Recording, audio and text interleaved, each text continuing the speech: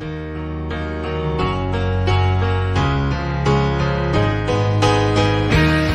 aí pessoal, estamos indo aqui para a nossa nona aula aqui do nosso projeto, tá bom? De questões comentadas para a Polícia Civil do Estado do Rio Grande do Norte, certo?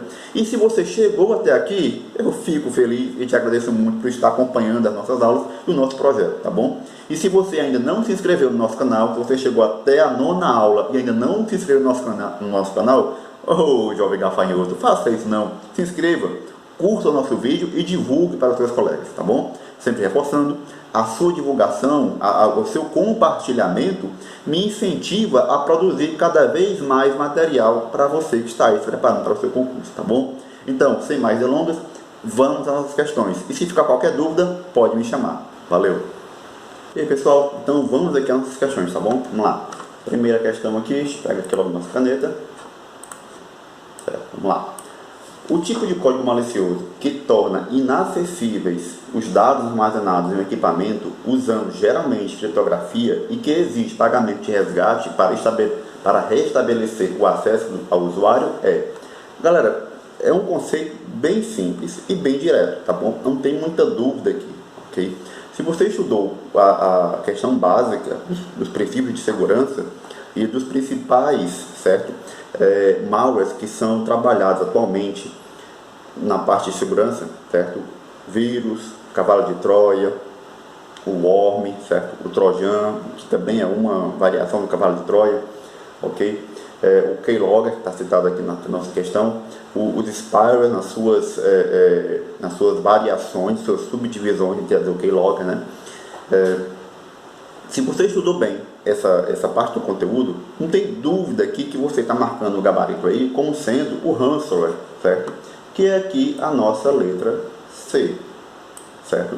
O backdoor, galera, ele não se encaixa nesse conceito aqui, por quê? Porque o backdoor, ele é um tipo de malware, certo? Que vai se aproveitar de alguma vulnerabilidade que o usuário possa ter deixado no sistema e não tenha percebido de modo inoportuno.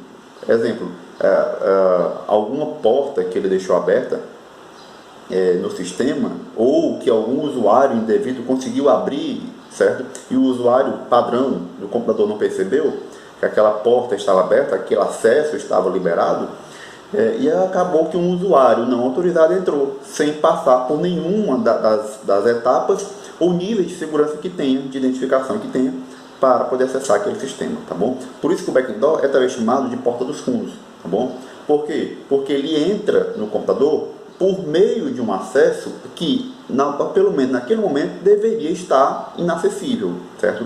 Ele entra para um local que deveria estar bloqueado, mas na verdade está aberto, certo? Que não está tendo nenhuma vigilância ou nenhum controle naquele momento ali. O cavalo de Troia tem que ficar muito atento, porque tem banca por aí que não considera o cavalo de Troia um malware propriamente dito, certo? Porque o cavalo de Troia, ele na maioria das vezes, ele trabalha apenas como um transportador, como um facilitador de acesso de programas maliciosos, tá bom?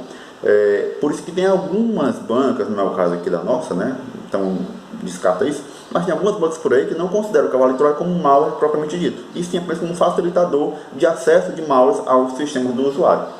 O Spyware, ele vai subdividir em tipos de malwares muito mais variados, tá bom? Dentre eles o Keylogger, que é aquilo letra E, tá bom? Que são programas que vão trabalhar tentando espionar o usuário, tentando entender o que o usuário está fazendo no computador dele, seja digitando, seja escrevendo, seja acessando, clicando, não importa. As diversas variações de spyware vão tentar sempre entender ou visualizar, saber o que o usuário está fazendo no seu computador, tá bom? Então, gabarito nossa questão primeira, letra C. Vamos à próxima. No contexto de segurança em redes de computadores, o termo firewall pode ser considerado uma espécie de mecanismo de autenticação? Não. O firewall, assim, de modo geral, ele é um controlador de acesso, né? Ele seria o bom e velho porteiro. É ele que vai dizer se um outro usuário pode ou não ter acesso àquele sistema. Ele controla, né? Levando aquela piada mais antiga, ele é quem faz o cara crachá. É ele que vai verificar se aquela pessoa que está pedindo para acessar o sistema tem acesso realmente para acessar o sistema. E um tipo de questão que tem sido muito frequente atualmente é sobre o firewall interno, o firewall de intranet, o firewall entre computadores de uma mesma rede.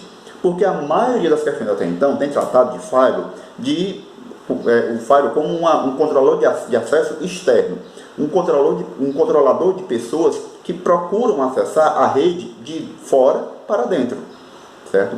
E tem sido mais frequente também agora questões que envolvem o firewall interno, aonde ele vai controlar dentro da própria rede os usuários que têm autorização para acessar aquela rede, o nível de autorização que cada usuário tem.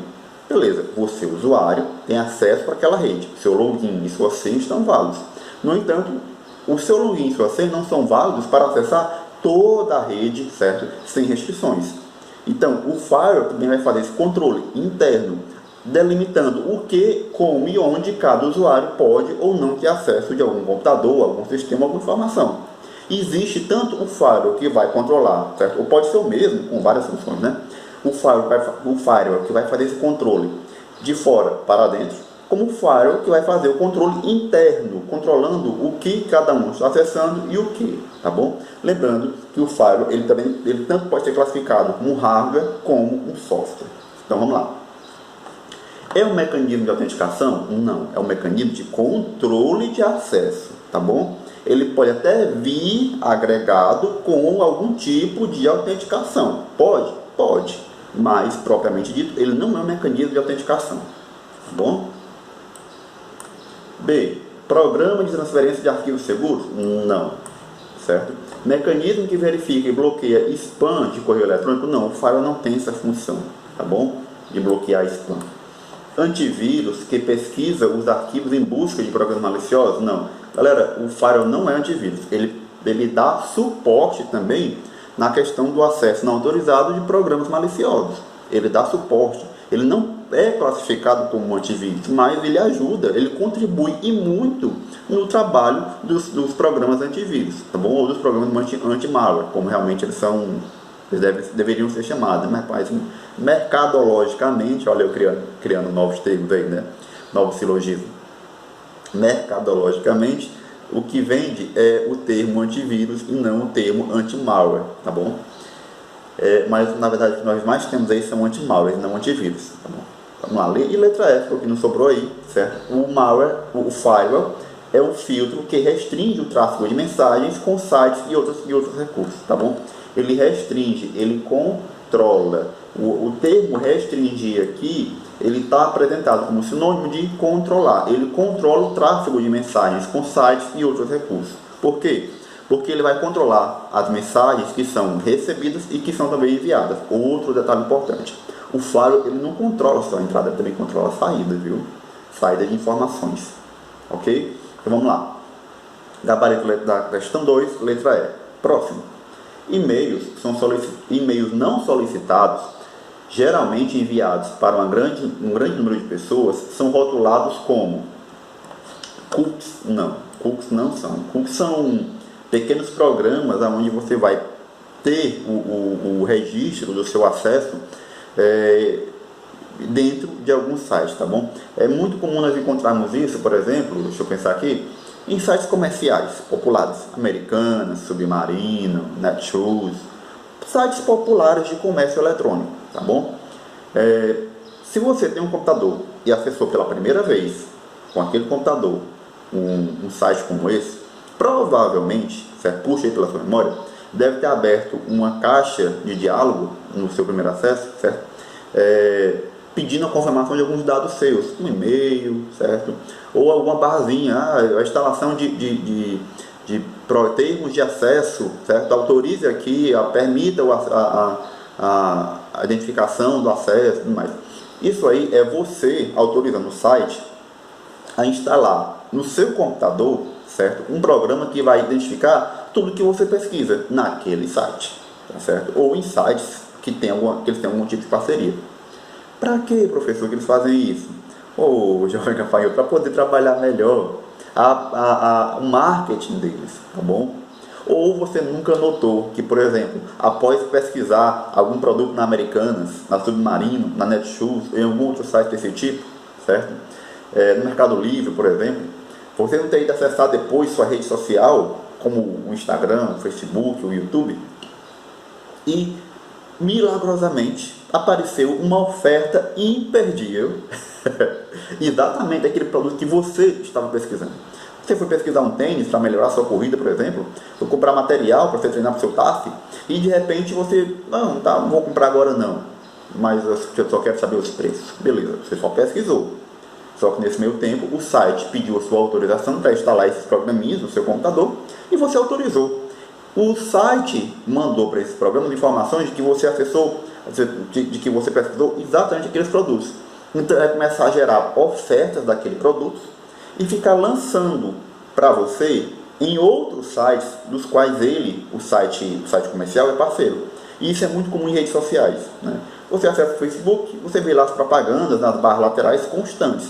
E muitas dessas propagandas são de produtos que você andou pesquisando, andou acessando, andou olhando, principalmente em sites comerciais. Você também nunca notou que o YouTube ele consegue apresentar para você propagandas de produtos que você aparentemente tem acessado mais, tem procurado, tem visualizado mais. Os algoritmos dos sites de redes sociais permitem fazer esse controle do que você está pesquisando, do que você está olhando, para poder certo? O site lançar para você ofertas daqueles produtos. E claro que com isso eles também vão ganhar em cima da propaganda, né? Então os cookies vão fazer basicamente isso.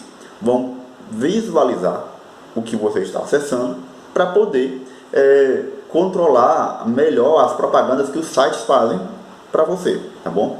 Professor, isso aí não é não seria um tipo de software malicioso?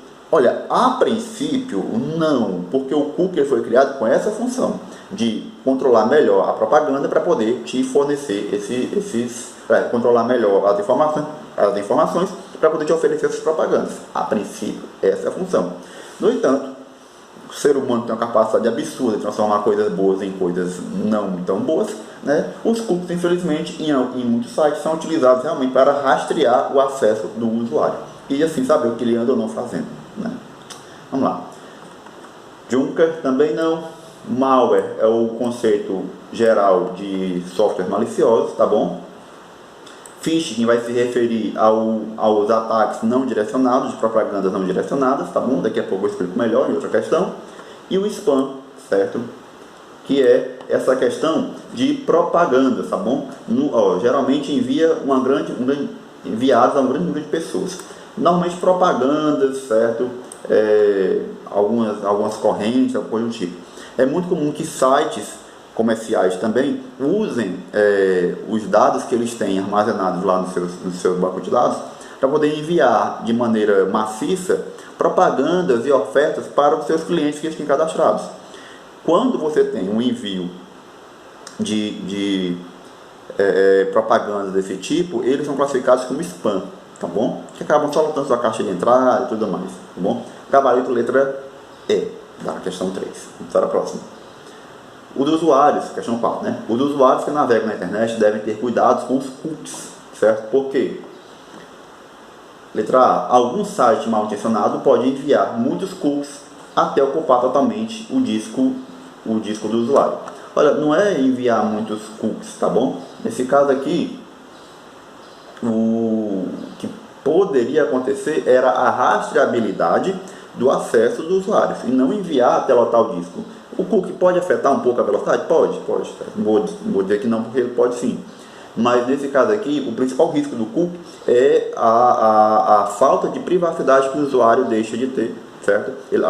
O usuário passa a ter essa falta de privacidade de sites não oficiais, de sites mal intencionados, que ficam rastreando constantemente o seu acesso, tá bom? B, então a letra A está fora. B, arquivos pessoais podem ser requisitados como cookies pelos sites. Galera, não é arquivos pessoais, tá certo? São dados pessoais, certo? Não arquivos, enfim, dados pessoais, certo? Vamos ficar atento a esses pequenos detalhes. Um código executável malicioso pode ser armazenado em cookies. o cookie aqui, ele está querendo descrever o cookie como se fosse um cavalo de Troia. E o cookie não tem essa função de cavalo de Troia. Como eu falei, ele tem a função de rastrear o seu acesso, para poder ter um controle daquilo que você está acessando, utilizando e tudo mais, tá bom? O examinador tentou confundir aqui a ideia do cookie com o do cavalo de Troia, basicamente. Os cookies podem ser utilizados para apagar arquivos pessoais do usuário. Também não. Aqui seria a ideia do cookie como um cavalo de Troia novamente, trazendo arquivos extras, certo? Escondidos, para poder identificar o computador.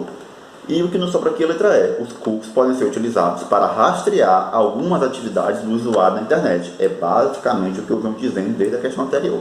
Tá bom? Gabarito a questão, letra E. Vamos à próxima.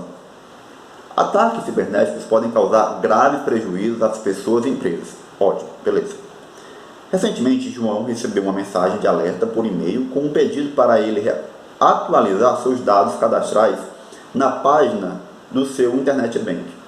João não prestou muita atenção em quem enviou a mensagem, nem se era remetente confiável, e clicou no link presente no corpo do e-mail, que o levou para uma página web réplica do website real criado pelo cybercriminoso. Como a mensagem de e-mail e o website eram muito bem elaborados, João acreditou estar acessando algo verdadeiro e informou suas credenciais para acesso, quando, na verdade, ele os entregou a um criminoso. João foi vítima de um ataque cibernético denominado DDoS? Não. Certo? Sniffer, farejador? Também não. Spam? Também não, nós já vimos esse conceito aqui. Spoofing? Também não. Vai se classificar aqui como o phishing, tá certo? O phishing, pessoal, vou explicar aqui rapidamente, ele é um ataque, certo? Também chamado de pescaria. Ele é um ataque não direcionado, certo? Por quê? Porque ele pode vir combinado com a ideia do spam. Lembra do spam? São mensagens que vão para muitas pessoas. Eles mandam propagandas para meio mundo de gente, certo? Para poder ver se alguém se interessa e faz a compra do produto. O phishing, ele vem mais ou menos como um spam. Ele é enviado para muita gente para ver se alguém cai naquela pegadinha, naquela enganação, tá bom? Ele se classifica naquele velho ditado popular: se colar, colou. Tá bom? Normalmente quem cai em ataques de phishing são pessoas que não, como está escrito aqui no nosso comando da questão, são pessoas que não ficam atentas não ficam atentas ao que estão acessando de verdade, certo? Ou ao remetente que enviou aquela mensagem para você, tá bom? O phishing, ele é um ataque não direcionado. Por quê? Porque o usuário que mandou isso aí, o hacker ou o cracker que mandou o phishing para você, ele não mandou especificamente para você. Ele mandou para muita gente, para ver nesse turbilhão de pessoas que receberam aquela mensagem, 1, 2, 3, 4, 5, alguma delas cai. O que cair na rede é peixe, né? É por isso que a analogia é tão fresca de phishing em a pescaria, tá? Mas aquela questão, ele tenta pegar alguém, tá bom? Pode ser você, pode ser outro, pode ser algum distraído por aí. Ele tenta pegar alguém. Não é um ataque direcionado. E eu estou repetindo muito isso porque isso já foi questão de prova. O phishing não é um ataque do tipo direcionado. Por quê? Porque ele não tem um alvo específico. Ele quer pegar qualquer pessoa que caia no conto do vigário que foi contado ali. Tá bom? Então, gabarito nossa questão, letra D. Valeu! É isso aí, pessoal. Vamos encerrando por aqui a aula de hoje. E se você tiver ficado com qualquer dúvida, deixe aqui nos seus comentários que eu vou procurar te atender da melhor forma possível e também o mais rápido possível, ok? Se você ainda não se inscreveu no nosso canal, se inscreva. Me incentive a continuar produzindo material para você, para te ajudar também a sua preparação. Boa sorte e até a próxima.